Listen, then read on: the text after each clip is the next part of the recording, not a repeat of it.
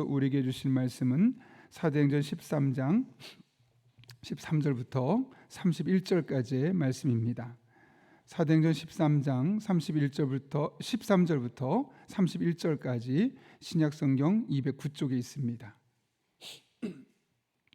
우리 하나님의 말씀 다 같이 한 목소리로 봉독하겠습니다. 함께 교독합니다. 바울과 및 동행하는 사람들이 바보에서 배 타고 밤빌리아에 있는 버가에 이르니 요한은 그들에게서 떠나 예루살렘으로 돌아가고 그들은 버가에서 더 나아가 비시디아 안디옥에 이르매 안식일에 회당에 들어가 앉으니라. 율법과 선지자의 글을 읽은 후에 회당장들이 사람을 보내어 물어 이르되 형제들아 만일 백성을 권할 말이 있거든 말하라 하니 바울이 일어나 손짓하며 말하되 이스라엘 사람들과 및 하나님을 경외하는 사람들아 들으라. 이 이스라엘 백성의 하나님이 우리 조상들을 택하시고 애굽 땅에서 나그네 된 그 백성을 높여 큰 권능으로 인도하여 내사 광야에서 약 40년간 그들의 소행을 참으시고 가나안 땅 7족속을 멸하사 그 땅을 기업으로 주시기까지 약 450년간이라. 그 후에 선지자 사무엘 때까지 사사를 주셨더니 그 후에 그들이 왕을 구하거늘 하나님이 베냐민 지파 사람 기스의 아들 사울을 40년간 주셨다가 패하시고 다윗을 왕으로 세우시고 증언하여 이르시되 내가 이새의 아들 다윗을 만나니 내 마음에 맞는 사람이라 내 뜻을 다 이루리라 하시더니 하나님이 약속하신 대로 이 사람의 후손에서 이스라엘을 위하여 구주를 세우셨으니 곧 예수라. 그가 오시기에 앞서 요한이 먼저 회개의 세례를 이스라엘 모든 백성에게 전파하니라. 요한이 그 달려갈 길을 마칠 때 말하되 너희가 나를 누구로 생각하느냐? 나는 그리스도가 아니라 내 뒤에 오시는 나는 그 발의 심팔끈을 풀기도 감당하지 못하리라 하였으니 형제들아 아브라함의 후손과 너희 중 하나님을 경외하는 사람들아 이 구원의 말씀을 우리에게 보내셨거늘 예루살렘에 사는 자들과 그들 관리들이 예수와 및 안식일마다 외우는 바 선지자들의 말을 알지 못하므로 예수를 정죄하여 선지자들의 말을 응하게 하였도다. 죽일 죄를 하나도 찾지 못하였으나 빌라도에게 죽여달라 하였으니 성경에 그를 가리켜 기록한 말씀을 다 응하게 한 것이라. 후에 나무에서 내려다가 무덤에 두었으나 하나님이 죽은 자 가운데서 그를 살리신지라. 갈릴리로부터 예루살렘에 함께 올라간 사람들에게 여러 날 보이셨으니 그들이 이제 백성 앞에서 그의 증인이라. 아멘. 우리 인간이 삶의 다양한 갈등들을 경험하면서 성장하듯이 신앙도 또 하나님의 나라도 그렇습니다. 교회 안에 또 이 땅의 믿음의 길을 걸어가는 동안 아무런 어려움 없고 고난도 없이 교회가 잘 성장하고 또 하나님 나라도 그렇게 되면 참 좋겠지만 실상은 그렇지 않습니다. 크고 작은 갈등의 상호작용 속에서 그동안은 발견할 수 없었던 약점들을 발견하게 되고 또 반드시 쥐어야만 하는 그런 요소들을 찾아내는 과정을 통해서 교회도 하나님의 나라도 계속해서 성장하게 되어 있습니다. 오늘 본문을 통해서 이 같은 사실을 다시 확인할 수 있는데요. 오늘 본문의 말씀은 바울과 바나바가 구브로 전도여행에 이어서 비시디아 안디옥에서 겪었던 이야기를 우리에게 소개하고 있습니다. 오늘 13장 13절부터 31절까지 읽었는데 사실 이 본문은 크게는 두 부분으로 나눌 수 있습니다. 13절부터 14절까지는 이 바나바와 바울 그리고 함께했던 사람들의 전도 여정이 무엇이었는지를 겪고 이야기하고 그 가운데 어떤 일이 있었는지 어떤 갈등이 있었는지를 먼저 이야기한 뒤에 15절부터 31절까지는 그 두 사람이 이제 비시디아 안디옥에 도착해서 그곳에서 회당 안에서 메시지를 전했는데 그 메시지가 어떤 내용이냐, 한마디로 말하면 예수 그리스도께서 복음이실 수밖에 없는 이유를 구약에서부터 쭉 훑어서 예수님께까지 내려오는 그런 장면이 15절부터 31절까지 내용입니다. 오늘 우리는 13절과 14절 말씀을 좀 중심으로 살펴보려 하는데요. 바나바와 바울 그리고 함께했던 선교팀들이 바보라는 지역에서 이제 위쪽으로 올라갑니다. 버가모라고도 하죠. 오늘날은 그곳까지 도착하게 되죠. 그런데 그곳에서 하나의 사건이 발생합니다.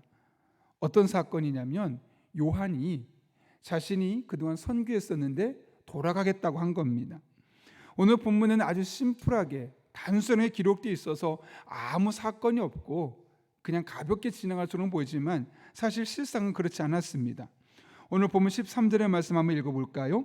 이렇게 기록되어 있습니다. 바울과 및 동행하는 사람들이 바보에서 배 타고 밤빌리아에 있는 버가에 이르니 요한은 그들에게서 떠나 예루살렘으로 돌아가고, 여기 요한이라고 되어 있죠. 이 요한은 누구냐면 마가 요한입니다. 이 마가 요한이 그들과 함께 선교를 가고 있었는데 갑자기 길을 떠나겠다는 겁니다. 나 못하겠습니다. 더 이상 선교 너무 힘들어서 못하겠습니다 하고 원래 출발지였던 예루살렘으로 돌아가게 되었다는 것이죠. 전도 여행을 하다가 중간에 중도 포기를 선언한 겁니다. 물론 오늘 본문을 보게 되면 왜 그런 결정을 내리게 되었는지 호기 있게 내가 이번에 바울과 바나바를 따라서 제대로 된 선교 여행 한번 해보겠습니다, 그런 마음을 갖고 시작했는데 왜 그런지 모르겠지만 어쨌든 그만두겠습니다 라고 했다는 겁니다. 물론 전후 맥락을 살펴볼 때 이 마가 요한이 이 선교행하는 중에 마음에 시험이 들었거나 지쳤거나 낙심했거나 그랬던 것으로 보입니다. 그래서 여러 학자들이 몇 가지 의견을 나누는데 보통 이렇게 몇 가지를 이야기하더라고요. 편안한 시간을 보내던 그가 잠자리가 불편한 선교지 계속 길을 걷고 떠나는 그런 과정을 통해서 잠자리가 불편해서 그랬을 수도 있고, 아마도 지역을 옮겨 다니다 보니까 음식이 입맛에 맞지 않아서 그랬을 수도 있고, 또 바울과 바나바가 다니면서 놀라운 기적들을 일으키는 모습 보면서 그 귀신을 보면서 두려움에 그랬을 것이라고 생각하기도 하고, 또 어떤 분들은 갑자기 향수병, 집이 참 좋았는데 빨리 집으로 돌아가고 싶다, 이런 향수병 때문에 아마 시험이 들어서 포기했을 수도 있을 것이다 라고 이야기를 합니다. 일리가 있는 설명들입니다. 어찌되었든 호기 있게 출발했던 이 마가 요한은 중간에 버가라는 지역에서 나 더 이상 못하겠습니다 포기하고 원래 고향이었던 예루살렘으로 돌아오게 되었다는 것이죠. 정확한 이유는 알 수는 없지만 바울은 그 마가 요한의 행동을 무책임한 행동, 또한 사명감이 없는 그런 행동으로 판단했고, 나중에 오늘 여기 나오지 않지만 15장의 중간의 부분에 가게 되면 어떤 사건이 일어나냐면 이 사건 때문에 큰 바울과 바나바 사이에 다툼이 일어납니다. 여러분, 지금까지 바나바와 바울이 다툰 적이 없어요. 특별히 앞에 있는 말씀 계속 보게 되면 누가 먼저 나오냐면 바나바가 먼저 나오고 바울이 먼저 나와요. 그런데 오늘 본문부터 보게 되면 이제 바울이 앞에 등장하고 바나바가 뒤로 빠지거든요. 그럴 정도로 먼저 바울보다 교회에서도 인정받았었던 사람이고, 그리고 많은 사람이 이렇게 좀 동료받았던 그런 바나바였는데 자기 이름이 뒤에 뒤쳐져도 바울이 주도적으로 해도 별로 뭐라고 안 했던 사람이에요. 그런데 이 마가 요한의 사건 때문에 결국 두 사람이 나중에 심하게 다투었다 그러고 두 사람이 갈라지는 거예요. 여태까지는 둘이 한 팀이 되어서 계속 선교했었는데 이 마가 요한을 놓고 나중엔 그래요. 이게 바나바가 다시 데려옵시다. 그래서 이번에 기회를 다시 한번 주어서 선교행 다시 한번 가봅시다. 바울은 안 된다고. 이렇게 사명감도 없고 또 그러면 어떻게 했냐, 이 분위기가 다 망가질 텐데 절대 그럴 수 없다고. 그래서 결국 바나바와 바울이 다투게 되고 선교팀이 갈라지게 되면서 물론 두 개 팀으로 다시 떠나게 되는 그런 일이 나타나게 되죠. 이렇게 오늘 본문을 보게 되면 마가 요한이 바나바와 이 바울 그리고 함께 했었던 이 선교팀의 어떤 갈등의 요소가 되었던 거예요. 그 선교 여행에 잠깐이지만 장애 요소가 되었던 거죠. 여러분, 그런 상황에서 이것을 앞에서 앞장섰던 바나바와 바울의 마음이 어땠을까요? 특별히 바나바는 사람 중심인 사람이라서 이유가 있겠지, 다 분명 우리에게 다 말하지 않은 그만의 어려움이 있었을 거야라고 이해하는 측면의 사람이었겠지만 바울은 그렇지 않아요. 보시면 바나바가 교회 개척한 일이 있습니까? 없습니까? 없어요. 사람 중심적으로 그냥 케어하고 돌보는 사람이었다면 바울은 되게 진취적인 사람이에요. 따라옵시다. 사명감을 갖고 출발했으면 끝까지 가야지. 목숨 걸고 가야지. 이런 스타일이거든요. 그래서 사도행전 계속 보게 되면 교회를 개척한 사람 누구냐? 다 바울이에요. 바나바가 처음으로 주도적으로 교회를 개척한 적은 나타나지 않아요. 그런 바울이 이 선교여행도 아마 주도적으로 끌고 갔을 거라는 거죠. 얼마나 바울의 마음에 낙심됐을까요? 사람에 대한 실망감이 얼마나 컸을까요? 그런 상황 속에서 바울이 어떤 결정을 내립니까? 14절 말씀 같이 한번 읽겠습니다. 시작. 그들은 버가에서 더 나아가 비시디아 안디옥에 이르러 안식일의 회당에 들어가 앉으니라. 어떻게 되어 있다고요?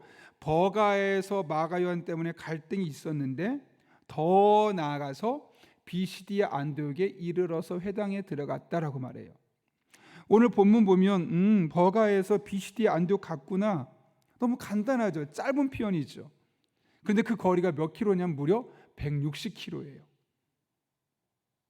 160km면 제가 이 고속도로를 찍어봤어요. 그랬더니 우리 교회를 기점으로 용인 어디죠? 이 IC에서 대관령까지예요. 엄청나게 먼 거리를 걸어간 거예요. 선교 여행을.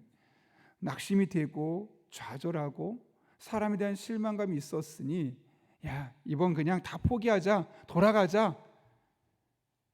그렇게 하고 그 먼 길을 우리가 언제 가? 그냥 지금이라도 돌아가면 늦지 않아 라고 말하면서 선교 여정을 포기한 것이 아니라 먼 거림에도 불구하고 끝까지 자기에게 주어진 사명을 감당하려 하고 있는 이 바울의 모습을 오늘 본문은 우리에게 보여주고 있는 것이죠. 여러분, 바울이 그렇게 할 수 있었던 것은 무엇 때문이겠습니까? 분명한 존재의식이죠. 즉 사명감이 분명하기 때문에 그렇습니다. 이 복음을 전하는 일에 중간에 시험이 될 수 있고 당연히 문제가 생길 수 있겠지만 시험이 든다고 해서 내 사명감이 줄어들 수도 없는 것이고 문제가 생긴다고 해서 그 일 자체가 잘못된 것은 아니니 하나님이 맡기신 그 사명을 위해서는 나아가되 문제가 있다? 그래도 끝까지 그 사명을 완수하기 위해서 나아가고 있는 바울의 모습을 오늘 우리는 본문을 통해서 발견할 수 있는 겁니다. 수백 킬로나 되는 거리를 계속해서 걷고 걸으면서 마음에 사람에 대한 실망감도 있고 낙심하고 좌절하고 이 선교여행을 그만 포기하고 싶을까? 라는 마음도 들었지만 하나님 주신 사명감이 훨씬 더 낙심보다 컸던 겁니다. 실제로 여러분 바울의 고백을 기억하지 않습니까? 사도행전 20장 24절에서 에베소 교회 장로들을 모아놓고 그 길을 떠나면서 이렇게 이야기하잖아요. 나의 달려갈 길과 주 예수께 받은 사명. 그게 뭡니까? 곧 하나님의 은혜의 복음을 증거하는 일을 하려 하면은 나의 생명을 조금 더 귀한 것을 여기지 아니한다. 명확한 본인의 사명이 있었던 거예요. 내가 목숨을 잃는 한이 있어도 내게 맡겨진 사명은 이것이니 이 사명을 해서 끝까지 나아가겠다. 그 목적을 이루겠다라는 마음으로 나아갔던 것이죠. 그러면서 본인이 이제 모든 인생을 마치고 더 노년이 되어서 선교행은 더 이상 갈 수 없고 죽음을 눈앞에 둔 상황에서 디모데 후서를 보게 되면 이렇게 말해요. 나는 선한 싸움을 싸우고 나의 달려갈 길을 마치고 믿음을 지켰으니. 이게 무슨 말일까요, 여러분? 내게 맡겨진 사명을 최선을 다해서 감당했고 내가 마지막 순간에 이제 좀 있으면 죽음이 머지않은 시점인데 자신의 삶을 쭉 돌아보면서 과거를 역추적해 봤는데 하나님 부끄러워요. 하나님 죄송해요. 사명대로 못 살았던 저의 모습이 너무너무 부끄럽네요. 얼굴 들기 어렵네요. 이렇게 고백한 것이 아니라 사람들에게 자신 있게 말할 수 있었던 거예요. 나는 선한 싸움을 싸우고 나의 달려갈 길을 마치고 이게 뭡니까? 사명을 완수했다는 거예요. 끝까지 맡겨진 사명을 잘 감당해냈다는 것이죠. 그리고 믿음을 지켰다고 이야기하고 있는 겁니다. 여러분도 잘 아시는 것처럼 이렇게 사람에게 실망할 때도 있었고 심지어는 목숨이 위기에 처했었던 때도 있었고 또 본인이 선교한 그곳에 문제가 생겨서 갈등이 있을 때 그만 포기하고 싶었던 일들도 그에게 비일비재하게 일어났습니다. 그러나 그는 나는 선한 싸움을 싸웠다. 나의 달려갈 길을 마쳤다. 마지막 순간에 이 선언을 고백함에 있어서 전혀 부끄럽지 않은 모습으로 다가서고 있는 모습을 우리에게 보여주고 있는 것이죠. 이처럼 분명한 사명, 나의 죽음을 조금도 귀한 것으로 여기지 아니할 만큼 복음 전하는 사명에 내게 주신 사명이라는 사실을 분명히 알았고 그것을 위해 끝까지 달려갔었던 그였습니다. 이런 사명이 있었기에 그는 마지막에 이런 고백을 할 수 있었고, 지금 오늘 본문에서 이런 갈등이 있었고 문제가 있음에도 불구하고 160km나 되는 거리를 그 마음에 있었던 분한 감정들을 삭히며 달려갈 수 있었던 겁니다. 얼마든지 그 사람에게 상처를 받고 포기하고 그만둘 수 있었을 것이고 환경에 함몰될 수밖에 없었지만 상처받지 않았고 함몰되지 않았고 그 사명을 감당 위하여서 분연히 일어나 걸어가고 있는 이 바울의 모습을 오늘 우리에게 보여주고 있는 것이죠. 여러분, 우리도 그렇죠. 살다 보면 실망할 때가 있어요. 그 특별히 사람에게. 그래서 낙심되고 그만둘까 포기하고 싶을 때가 있어요. 그럴 때 우리가 할 일은 너무나 선명하죠. 오늘 사도 바울이 걸었던 길, 사도 바울이 보여줬던 모델을 따라가는 겁니다. 포기하지 않고 끝까지 사명을 감당하며 나아가는 것. 여러분, 그 사명은 누가 감당하지만 완성이 되겠습니까? 나죠. 하나님께서 내게 주신 사명은 다른 사람이 감당할 수 있는 게 아니에요. 나로 하여금 그 일을 하기 위해서 내게 주신 사명이기 때문에 내가 그 일을 감당해야지만 하나님 나라가 이 땅의 한 부분이 채워지고 그만큼 완성되는 겁니다. 근데 내가 그것을 포기하는 순간 하나님 나라의 한쪽은 텅텅 비어 있을 수밖에 없는 것이죠. 물론 나중에 또 다른 사람을 통해서 채워가는 과정이 있을 수 있겠지만 적어도 내가 살아있는 순간만큼은, 내가 이 땅에 아직도 숨쉬기는 순간만큼은 그 사명의 한 구석은 빈자리로 남아있을 수밖에 없는 겁니다. 그런 의미에서 이 세상을 살아가며 어쩜 우리에게 가장 필요한 것은 재능도 아니고 재물도 아니고 사람도 아니고 사명감입니다. 다른 것들이 필요 없다는 것이 아닙니다. 근데 여러분, 재능이 있습니다. 사명감이 없어서 그 일을 감당하고 싶지 않다면 그것이 무슨 의미가 있겠습니까? 많은 재물이 있습니다. 그러나 사명이 없어서 그것을 하지 않겠노라 한다면 그 많은 재물이 하나님 나라에 무슨 의미가 있겠습니까? 인맥이 매우 두텁습니다. 그러나 사명감이 없다면 그 두터운 인맥이 나에게 어떤 의미가 있고 나의 삶에 무엇을 유익하게 하겠습니까? 그러나 다른 것들이 부족해도 분명한 사명감이 있으면 하나님 보시기에 재능이 부족하면 재능도 주시고 재물이 부족하면 재물도 채워주시고 인맥이 부족하면 예상치 못한 것에 사람을 만나게 하셔서 그 일들을 풀어가게 하시는 놀라운 하나님의 은혜가 있음을 우리는 발견하게 되는 것이죠. 그러므로 여러분, 우리 마음속에 마음의 실망이 있고 낙심이 되고 중간에 포기되고 싶을 때 하나님께서 나를 이 땅에 보내신 목적, 내가 이 세상에 존재해야만 하는 그 사명 다시 한번 되뇌어 보시길 바랍니다. 하나님께서 나를 왜 이 교회에 보내게 하셨을까? 하나님께서 나를 왜 이 가정에 보내셨을까? 하나님께서 많은 직업이 있는데 나로 하여금 왜 이 일을 하게 하셨을까? 그 많은 직장 중에 나를 왜 이 직장을 다니게 하셨을까? 하나님께서 왜 나를 이 나라에 태어나게 하셨을까? 그리고 그렇게 보내신 곳에는 나는 과연 무엇을 어떻게 감당하며 살아야 할까? 그러다 보면 나의 사명이 발견되는 것이고, 그러다 보면 그 사명을 이루기 위해서 나아가는 과정 중에 필요한 것들은 하나님이 반드시 채워주시는 놀라운 은혜가 있습니다. 그리고 우리는 하나님께서 우리를 이 땅에 심으신 그 뜻을 우리가 이식하며 살아갈 수 있는 것이죠. 저도 신학을 공부하면서 여러 차례 그만둬야 되는 건 아닌가? 라고 생각했던 적이 적지 않았습니다. 때로는 저의 연약한 모습을 보며 혹은 다른 사람과 비교해 보면서 계속해야 될까?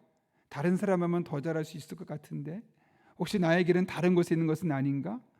여러 번 그렇게 생각했던 적이 있습니다. 물론 지난해에도 8월 한 달 동안 힘들었을 때 그런 고민을 진작에 하나님 앞에 기도하며 했었던 적도 있고요. 근데 그때 진작에 물었습니다. 하나님, 저희 사명은 도대체 무엇입니까? 계속해야 되는 겁니까? 제가 이 길을 가야 되는 겁니까?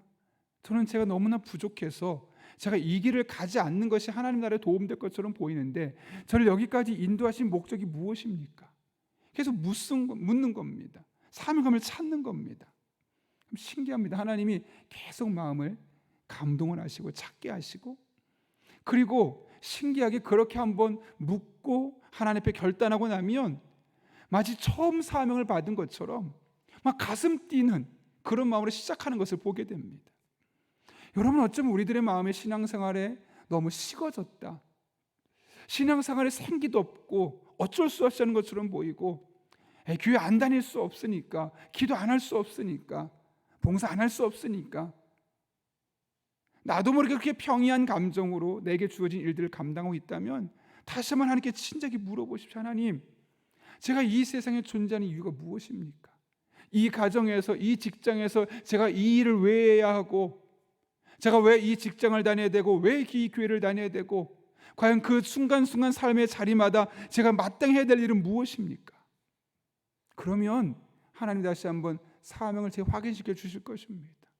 그러면 그것은 과거와 또 다른 모습으로 가슴 뛰는 마음으로 그 일을 감당케 하시는 하나님의 놀라운 은혜를 경험할 수 있게 되는 것이죠. 저는 여러분의 인생이 날마다 하나님으로 말미암아 가슴 뛰는 인생이 될 수 있기를 바랍니다. 근데 그것은 다른 곳에 있지 않습니다. 사명감을 다시 확인하는 겁니다. 내가 이 세상에 존재하는 그 이유, 내가 그곳에 있어야만 하는 그 이유, 다시 한번 찾고 확인하고 그렇게 살 수 있게 달라고 결단할 때 우리의 상황에 우리는 매이지 않습니다. 시험 들지 않습니다. 이겨낼 수 있습니다. 다시 결단하며 방황하지 않고 나아갈 수 있게 되고 가슴 뛰는 마음으로 우리에게 주신 일상의 삶을 살아갈 수 있게 되는 것입니다. 이런 은혜 날마다 순간마다 저와 여러분의 삶 가운데 경험될 수 있기를 예수님의 이름으로 축원합니다. 우리 함께 기도하겠습니다. 거룩하신 아버지 하나님, 오늘도 우리를 주님 전에 불러주시고 함께 하나님을 찬양하며 함께 하나님을 예배하며 믿음의 길을 온전히 걸어갈 수 있도록 인도하시는 은혜 진심으로 감사를 드립니다. 오늘 주신 말씀을 붙들고 기도합니다. 우리들의 일상의 삶에서 하나님만을 바라보고 의지하는 주의 종들 되게 도와주시옵고, 그렇게 나아갈 때 우리들의 삶을 새롭게 하시는 하나님 만나는 복된 시간 되게 하여 주옵소서. 모든 것 주님 손에 올려드리며 예수님의 이름으로 기도하옵나이다. 아멘. 이 시간 주님께서 가르쳐준 기도 함께 하겠습니다. 하늘에 계신 우리 아버지, 아버지의 이름을 거룩하게 하시며 아버지의 나라가 오게 하시며 아버지의 뜻이 하늘에서와 같이 땅에서도 이루어지게 하소서. 오늘 우리에게 일용할 양식을 주시고 우리가 우리에게 잘못한 사람을 용서해 준 것 같이 우리 죄를 용서하여 주시고 우리를 시험에 빠지지 않게 하시고 악에서 구하소서. 나라와 권능과 영광이 영원히 아버지의 것입니다. 아멘. 우리 이 시간 함께 기도하실 때 오늘 말씀을 붙들고 먼저 기도하겠습니다. 우리 한 사람 한 사람 여러 가지 이유로 시험 들고 낙심하고 좌절할 수 있지만 다시 내가 이 땅에 왜 존재해야 하는지, 내가 과연 무슨 일을 하며 살아야 할지 다시 하나님 앞에 주어진 일상의 모든 순간에 사명감을 재확인할 수 있게 해주시고 다시 한번 하나님 앞에 가슴 뛰는 삶, 설레는 삶, 그런 가슴 벅찬 삶을 살아갈 수 있는 그런 복된 우리 성도들 될 수 있게 해달라고 기도합니다. 한 걸음 나아가 오늘도 성령으로 충만하게 도와주시고 성령 충만한 가운데 마땅히 기도할 바를 알게 도와주시며 그렇게 모든 것을 합력해 선을 이루시는 하나님의 놀라운 은혜를 경험할 수 있게 해달라고, 우리의 가정을 위해 기도할 때 우리의 가정이 하나님의 은혜 가운데 든든히 세워지게 하여 주시옵고, 특별히 예수님을 알지 못하는 가족과 친척들, 예수님을 깊이 경험하지 못했던 우리 자녀들이 하나님을, 나의 하나님을 경험하는 그런 놀라운 은혜가 올 한 해 우리가 깨어 기도할 때마다 하나님의 만져주심을 통해서, 만나주심을 통해서 영혼이 깨어지는 놀라운 역사가 있게 달라고 기도합니다. 또한 한 걸음 나아가서 우리의 교회를 위해 기도합니다. 오늘도 복음을 전하는 수요 전도대원 한 사람 한 사람을 축복해 주시고 즐겁게 이 사명을 감당할 수 있도록 그들의 삶의 순간순간마다 하나님의 도움의 손길로 함께 달라고 오늘 수요 기도에 함께 해주셔서 하나님의 살아계심과 전능하심과 기도를 통해 역사하신 하나님 온전히 경험하는 은혜 시간 될 수 있게 달라고 이 나라 이 민족을 위해 기도합니다. 전쟁과 또한 갈등들 이 모든 것들이 하나님 안에 화합되게 하시고 해결되게 도와주시고 이 땅에 하나님의 공의가 온전히 세워질 수 있게 달라고 또 여러분이 가진 기도 제목과 여러분의 기도가 필요한 분들을 위해서 주님의 도우심을 간구하며 함께 기도하겠습니다.